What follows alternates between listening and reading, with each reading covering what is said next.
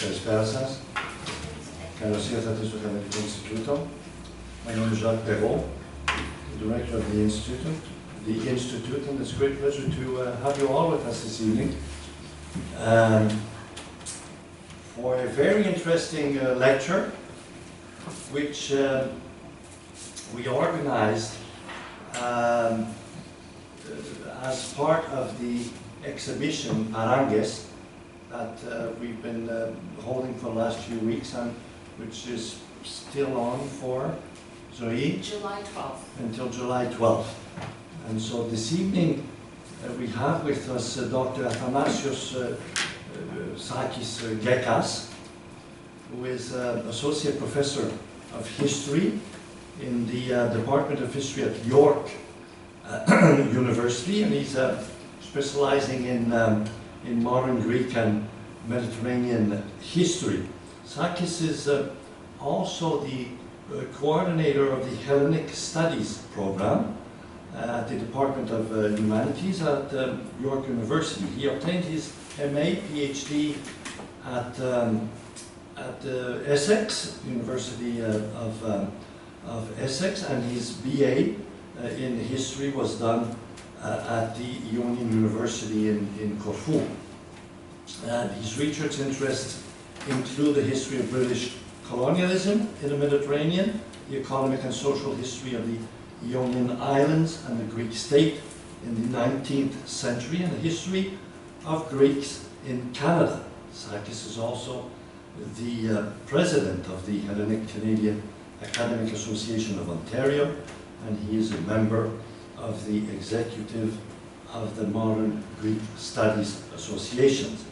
He has a great number of publications. I'm just going to give you two titles here of his recent books.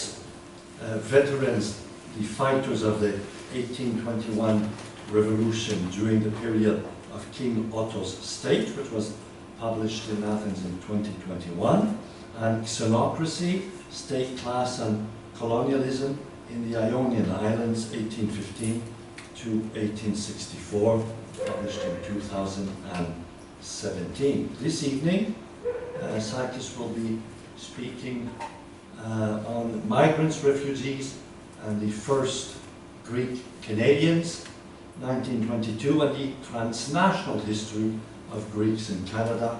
Sakis, it's all yours. Thank you very much, and welcome.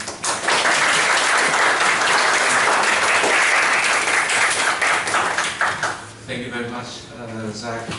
Thank you also to Zoe Teloukas and Jonathan Thomason for inviting me very kindly and organizing the talk. I want to thank especially all of you who come on a very hot day to follow the lecture and participate with questions, comments later on, and to see this wonderful exhibition. It's very important. It's how these places have changed over time unthinkably. And you have to see them and imagine what they look like only a few decades ago.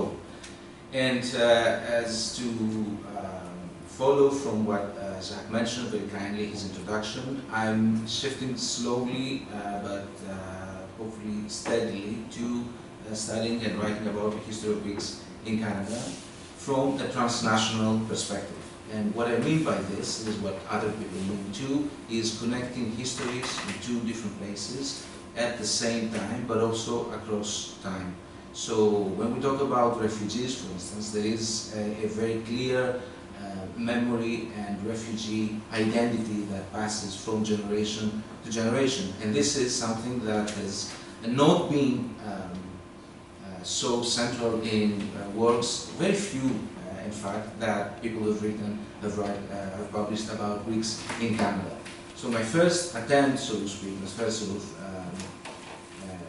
drive behind this is to fill this gap in literature about the history of Greeks in Canada. And what is a better place to start than this turning point in the whole Greek world, in fact.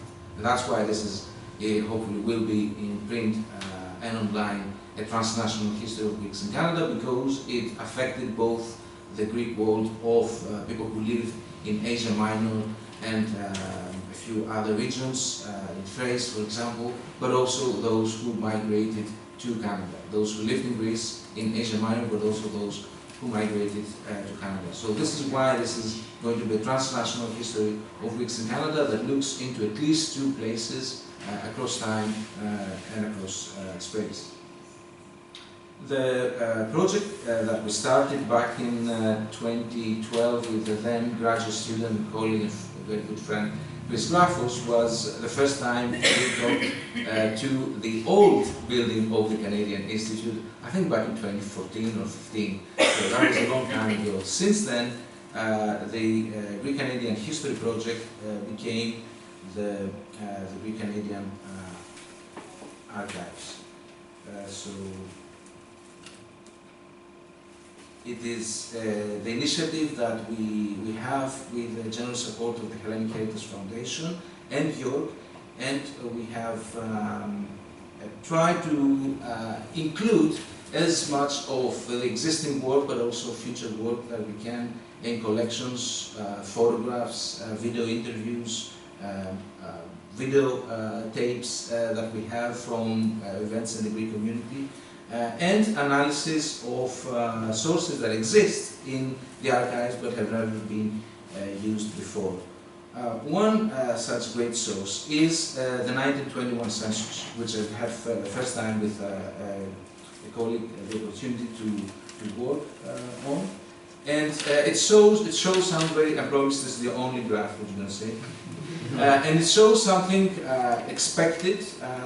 You have male and female migration of people. It's something that shows that, in fact, by 1921, the Greek Canadian population, few, we're not talking no more than 5,000 people, is much more established than we previously thought. So we're talking about many more women than we actually thought, and many more people who are born in Canada than previously thought.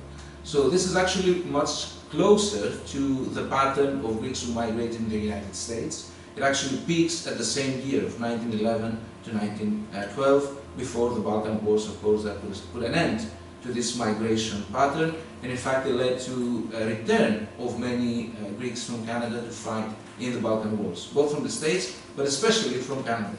Then they went, some of them went back, but then it was before too long that they enlisted, several of them, to the Canadian forces and fought. And this is the first sort of inclusion of Greeks in Canada in the Canadian armed forces to gain even more, to integrate even further to the Canadian society.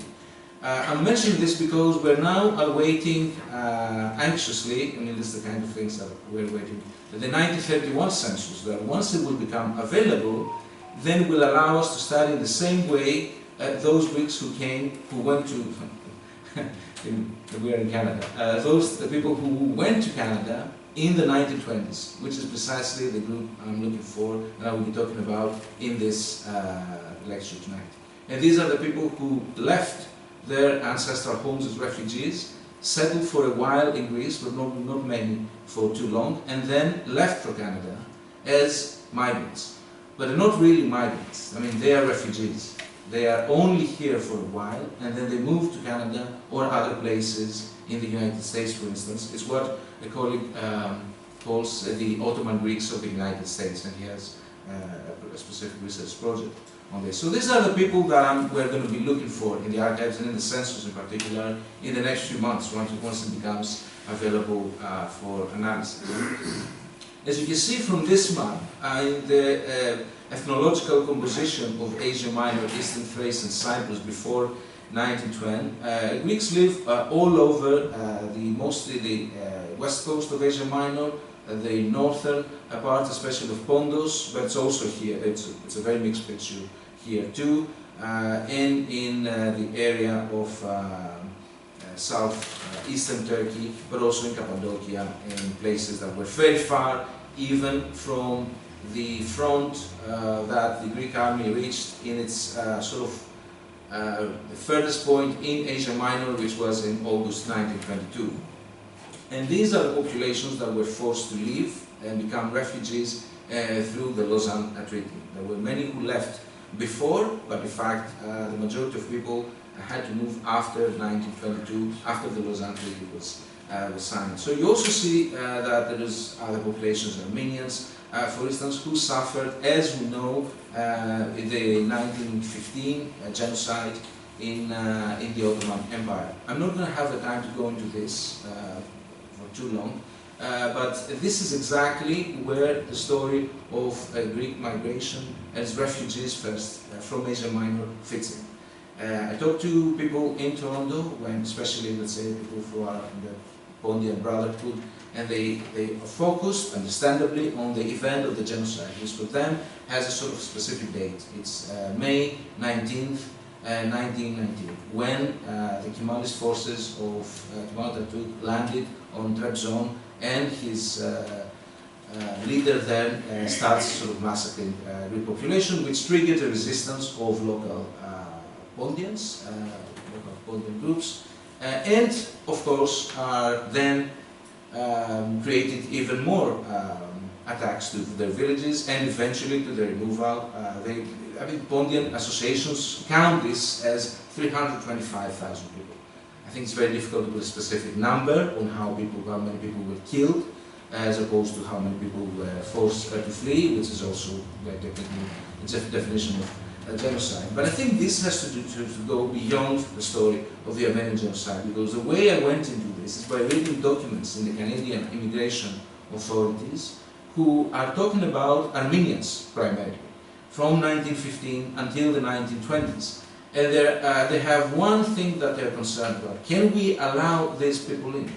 They definitely acknowledge them as refugees, but they cannot accept them as immigrants, because the whole idea and understanding of what a refugee is completely different from the one that we have after the end of World War II. Refugee after the end of World War II is a legal category. It comes with a status, it means you are protected.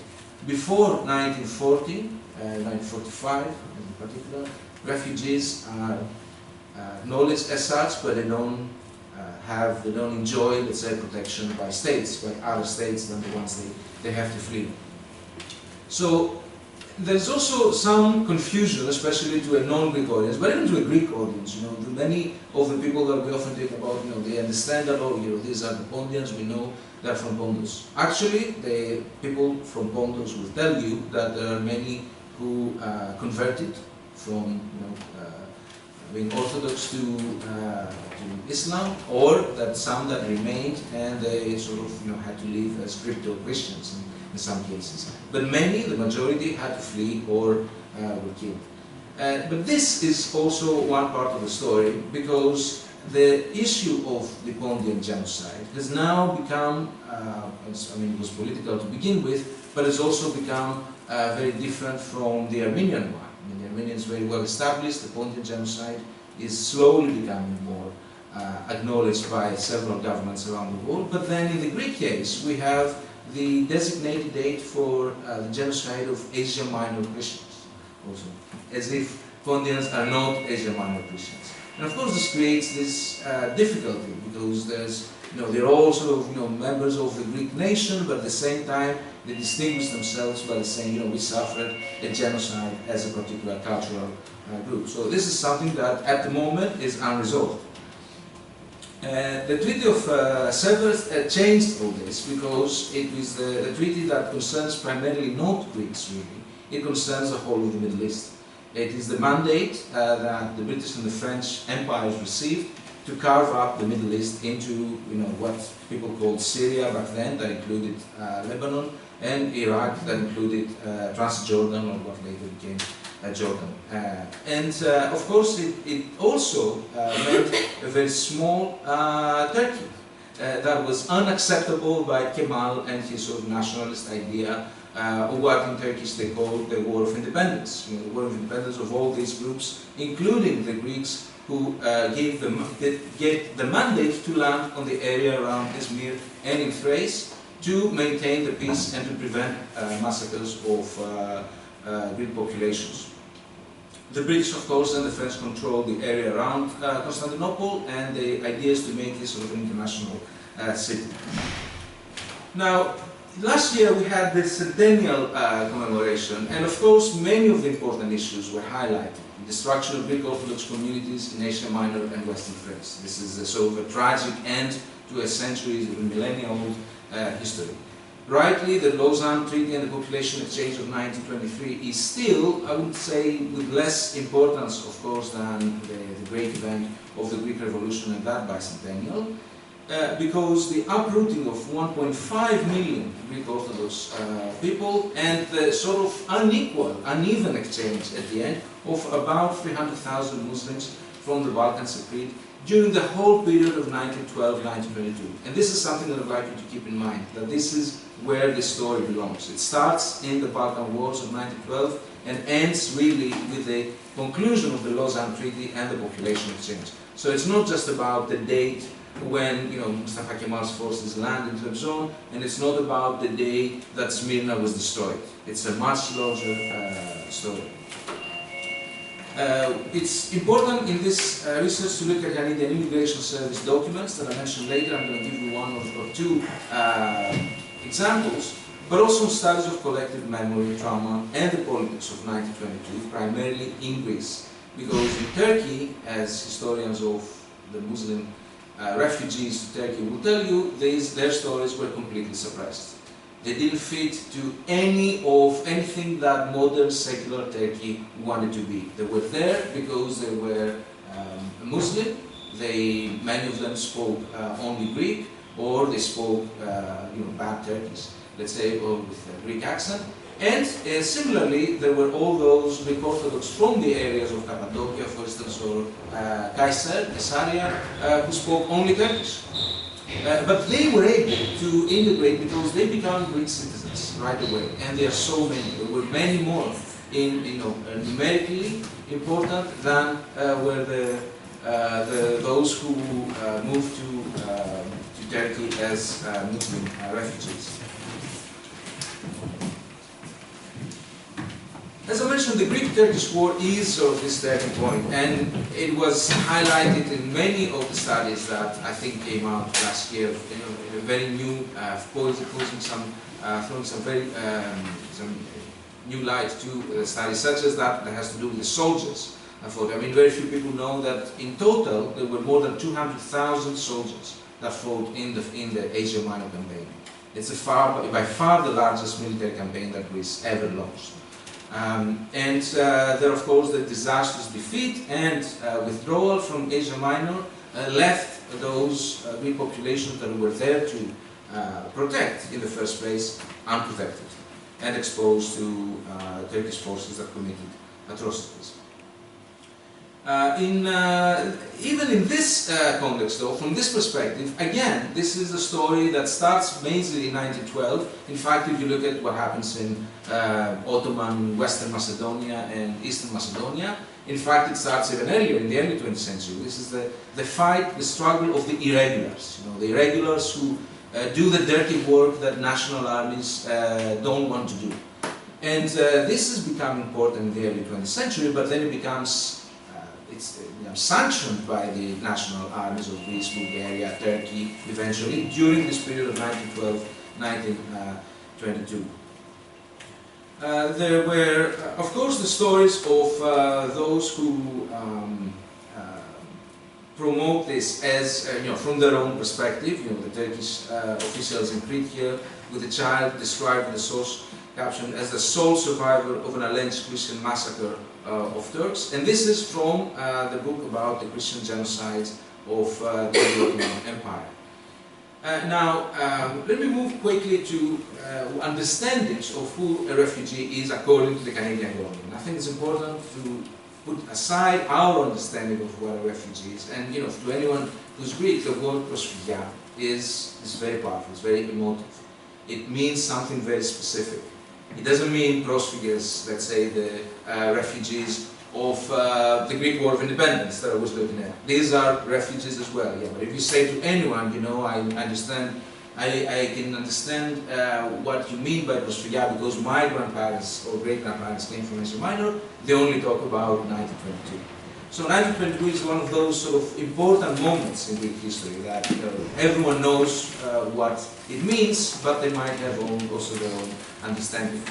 And it's interesting that, that one has to answer, first of all, who was a refugee at the time, and what could the Canadian government have done about them? And the question is that refugee is anyone who is persecuted by a military force, so they understand Armenians, Greek Christians are refugees.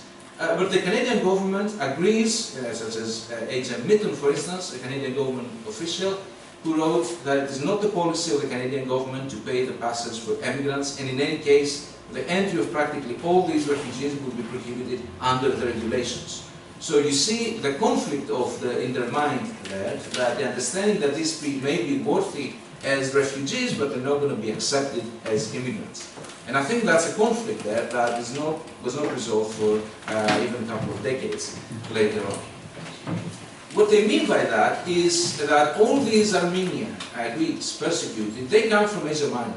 And if you are at the time as what government officials called Asiatics, this gives you a bad name. This means that you're not as welcome as let's say, if you came from Turkey in Europe, what they called until 1912, which meant the Balkan areas of the Ottoman Empire, or from anywhere else in Europe. So they were, again, just like today, there are refugees and immigrants who are preferred and those who are less welcome.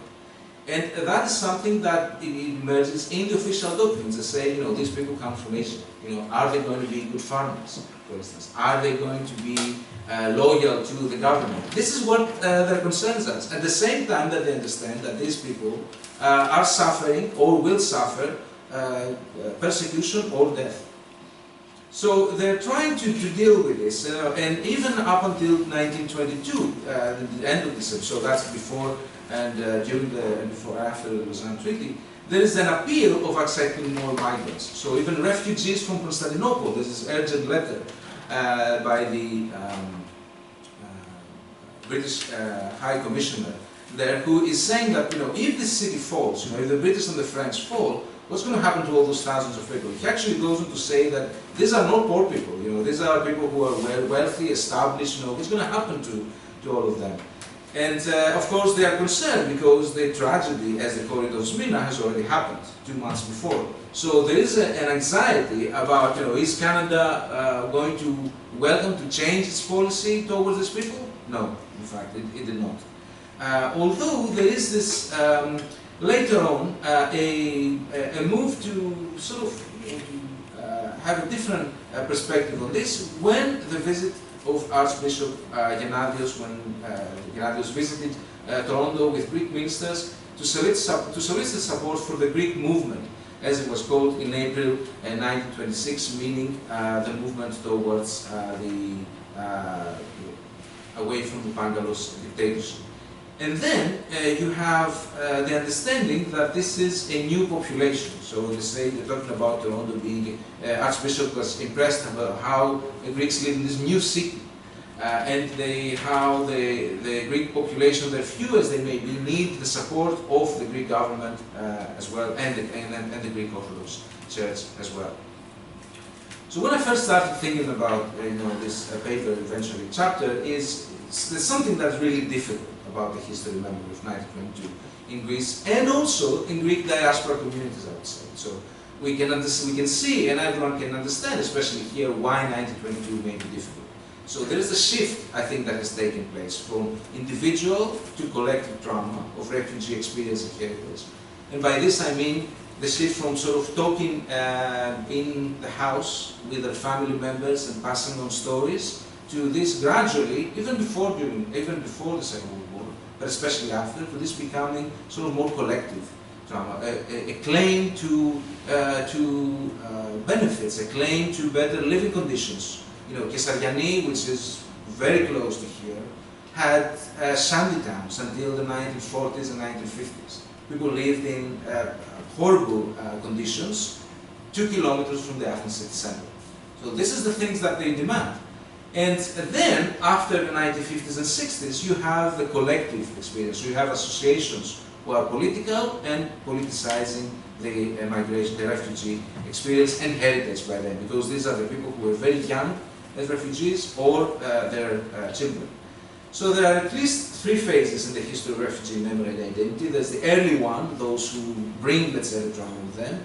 Then there's the second one, sort of the children of the sort of 1950s, 60s period. And then the third one, which we are now, I think, that you have people in Toronto or Montreal or Australia for that matter, who will tell you, you know, I'm Pondian, I'm a Pondius of this. Well, and I ask them, so what do you mean by that? You know, where exactly are you from? I'm from Nikia, I'm from Nea Ionia, I'm from Thessaloniki. Where actually that's where you're from. So what does that make you? You know, you're Pondian, and they're everything. They're all these things together because they seem to prioritize one aspect of their identity over another, taking their Greekness for granted, that's not negotiable, but then elevating that to sort of being something else other than Canadian, which is also taken as given. There's also gradually the normalization of the refugee trauma and its transformation to a national trauma. And I think if we can draw any conclusions, although it might be a bit early, from the centennial of 2022, is that this has become now sort of like a national event. It wasn't always like that. I think it eventually, after the politics of the genocide awareness, let's say, that starts in the 1980s and then it accelerates in the 1990s, in the sort of overall nationalism climate of the early 90s, I think then it becomes now a national trauma much more. But this does not answer the question from, you know, if you want, from a Canadian history and or Greek Canadian history perspective, how to approach the history of 1922 as part of Canadian history as well. And the way I'm trying to do this is to treat these people as immigrants, but also as refugees who flee from persecution, but then they settle for a while in Greece and then move to Canada or the United States. Just like many Armenians did, you know, so their story is very similar. And actually, interestingly, in the Canadian documents, that's how they're treated as a whole.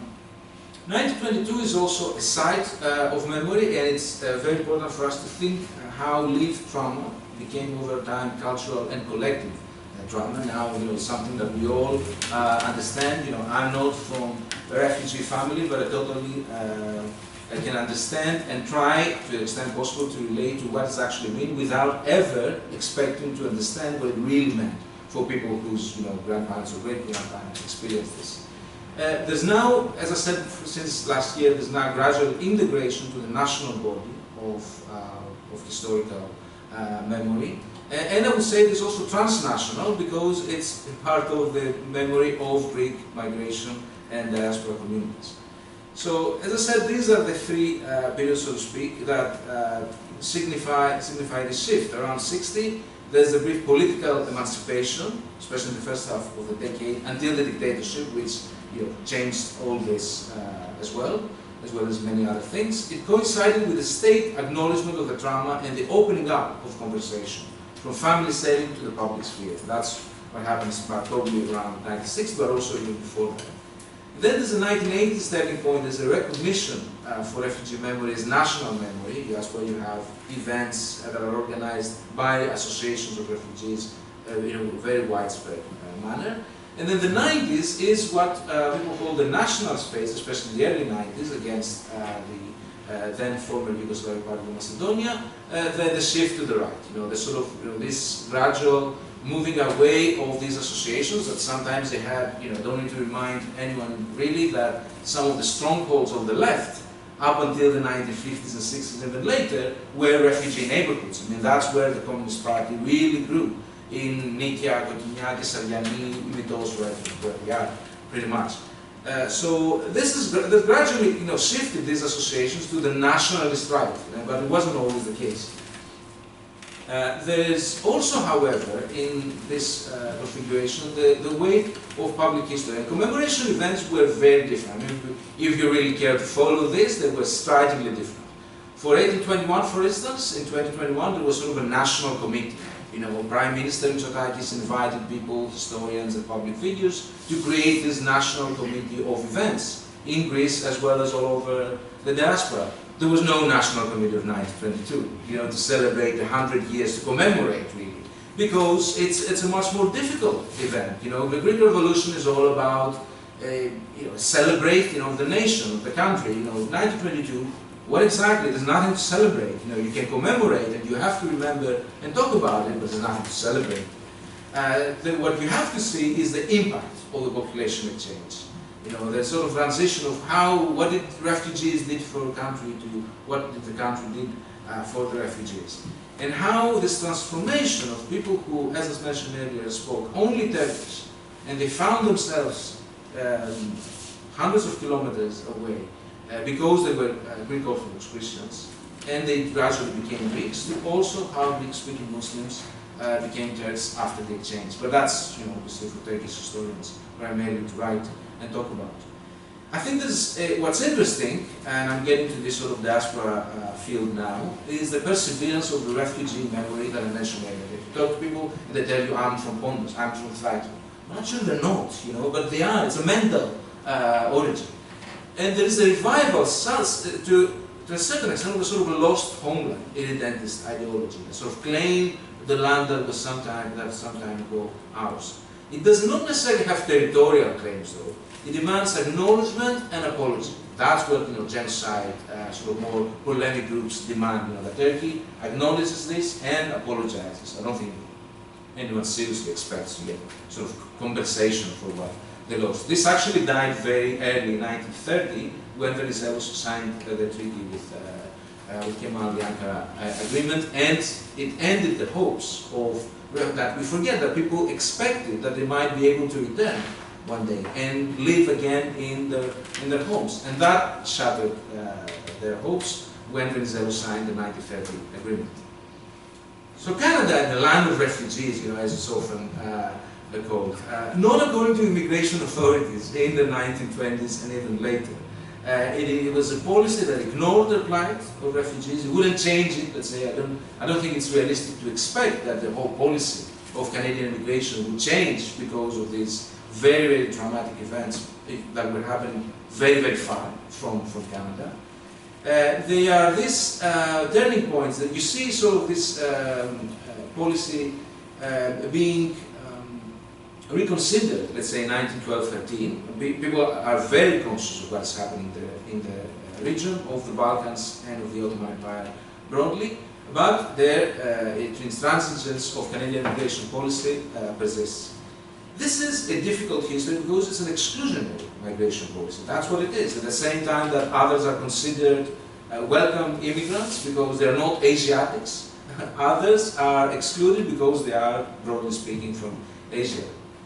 Then there is the sort of difficulty I have in all this, because Greek Orthodox Pontian descendants are very polemic and, let's say, vocal about what they demand, let's say, or what they claim, but there's an issue of who can actually speak for refugees other than themselves. Am I, let's say, right to have to talk to them and say, listen to what they're saying and how I'm going to present it. I think it's quite sensitive and one has to be aware of it. So, in broader terms, this story is about international intervention as well. You have, because this is a military and humanitarian intervention, you have associations that were created for the plight of refugees. This is how important this is. You have the Near East Relief Committee, the British Save the Children Fund, which is still very active, of course, and it was there to alleviate the trauma and the suffering of especially the most vulnerable. So there is a gradual defeat, displacement and trauma that takes place in the sort of slow but and also often painful integration and in fact the making of refugee identities in Greece and Turkey. Overall, again, this is the destruction of Armenians, Greek and Assyrians and the de-Christianization of Asia Minor, as it's called, with the events that followed after 1915 especially. And I would like you to, at the same time, we keep in mind, the images are very powerful, and this is one of the most powerful images, that last year circulated, and it's extremely moving as well, and because of its very dramatic shows a glimpse, you can only imagine the suffering of thousands of people. But I would actually argue for, and especially those who argue, oh yeah, this is how genocide happened. I think, you know, before we have genocide awareness, we also have sort of some history awareness there, because that's what makes that sense, gives a different meaning to this event. I would like to end with something that I came across several years ago when I moved to the area of SDR. There's a Pondian Genocide Memorial. It's one of the few places in the world that have a genocide memorial in Toronto, and it is there. It was placed by the Brotherhood of Pondian Brotherhood. So, I mean, the name itself is not an association.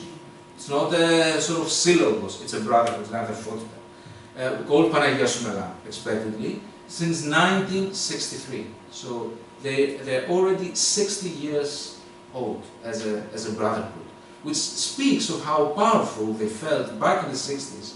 We're talking about some of the Greek associations of villages or regions had not even been created yet in Toronto. But the Pondians felt powerful enough as a group, identity, as migrants, but also as refugees, to create the Brotherhood 60 years ago. And it's something that, of course, goes on. You have, only last year, how they celebrate their refugee descendants' identity now, as Greek, Pondian, but also Canadian, of course, identity. Thank you very much.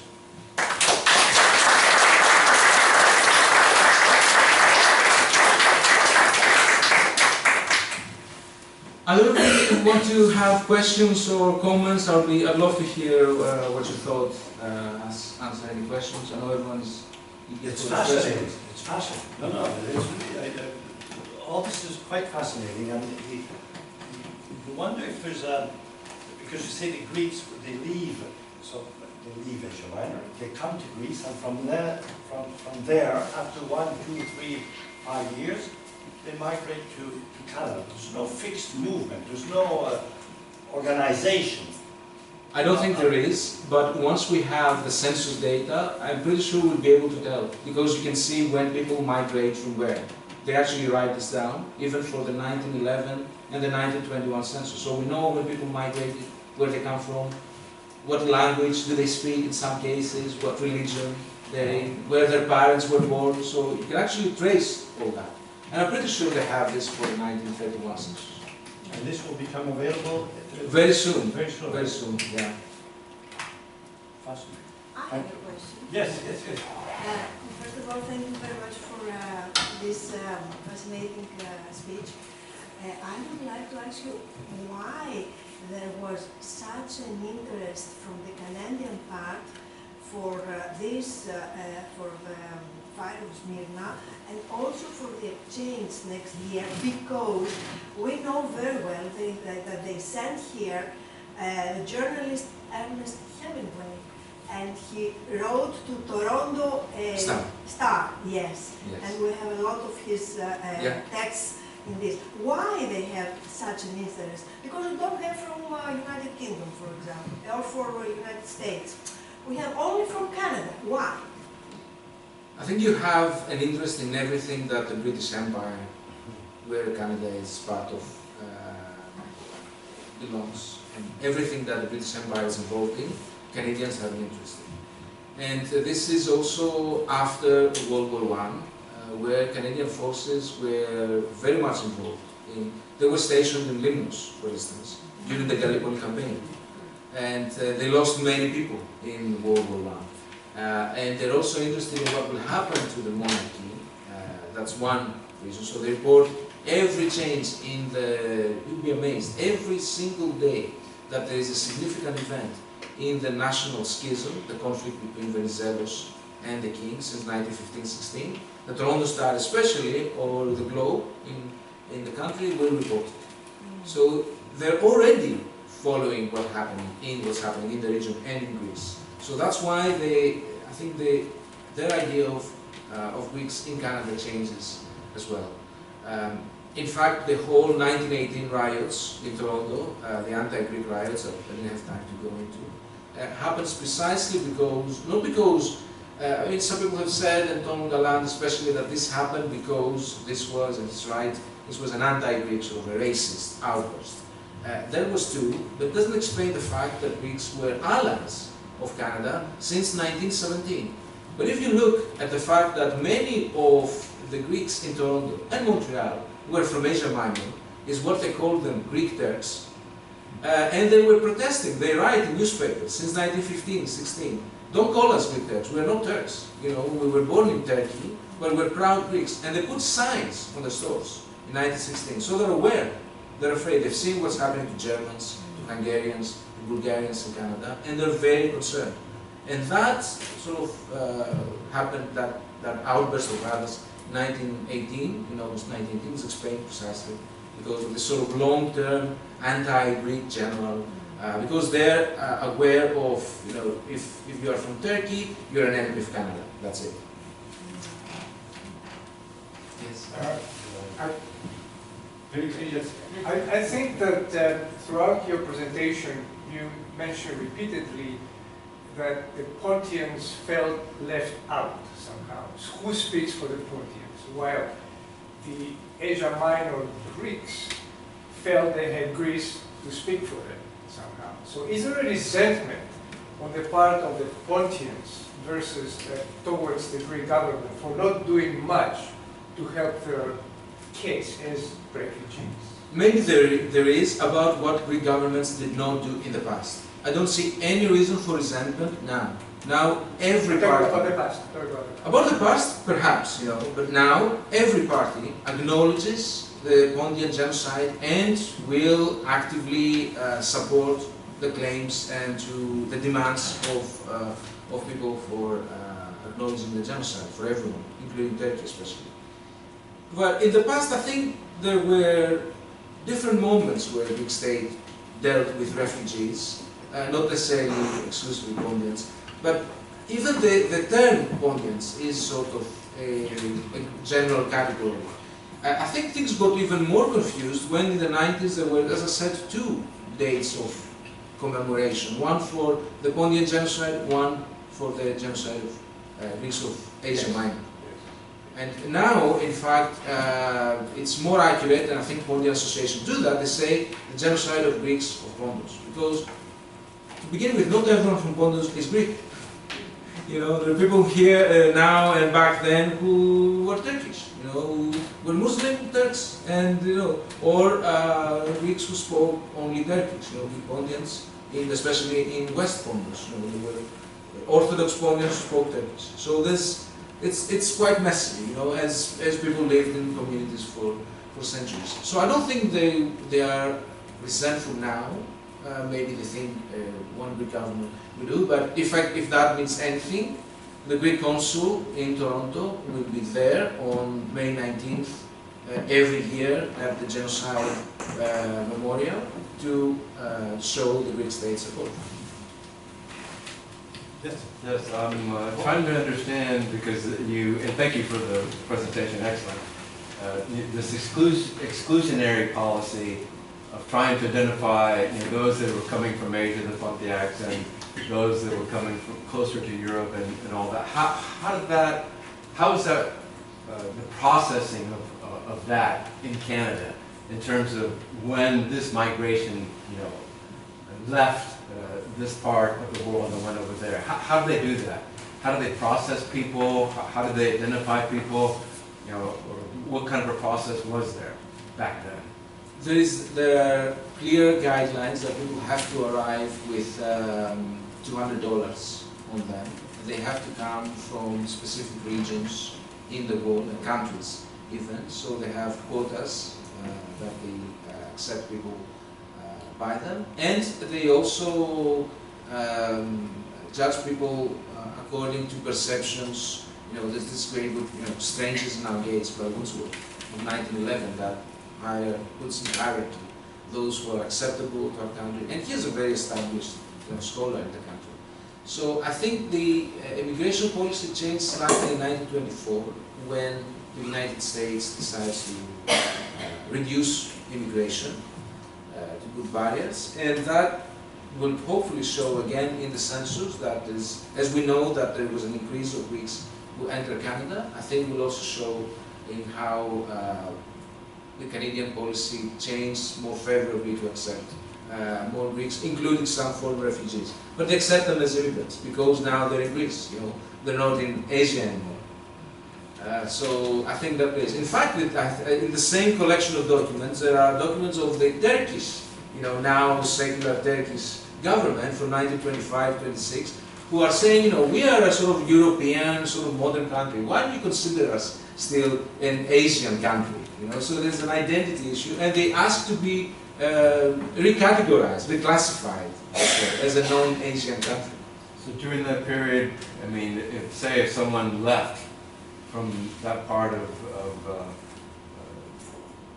the end of the Ottoman Empire and went to Canada, would this be rejected and then sent back?